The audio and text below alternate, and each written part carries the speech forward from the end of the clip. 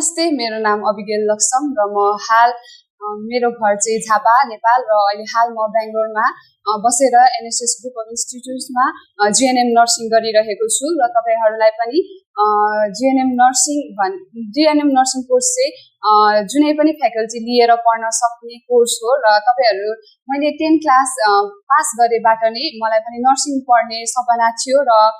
मैले 12th मा चाहिँ म्यानेजमेन्ट लिएको कारणले गर्दाखेरि मलाई एकदमै गाह्रो भएको थियो कहाँ जाने कसो गर्ने भनेर र मैले केही सिनियरहरुबाट अनि यताउता गरेर मैले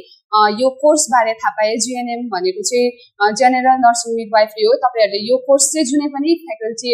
लिएर पढ्न सक्नुहुने कोर्स हो र यो कोर्स चाहिँ हाम्रो एनएसएस ग्रुप अफ इन्स्टिट्युसनमा एकदमै राम्ररी पढाइ हुने भएको कारणले गर्दाखेरि तपाईहरु पनि अलमल्लमा हुनुहुन्छ भने 12 सकेर के गर्ने कता जाने भनेर हुनुहुन्छ भने तपाईहरु यो कोर्स लिन सक्नुहुनेछ। यो कोर्स लिएपछि चाहिँ तपाईहरुको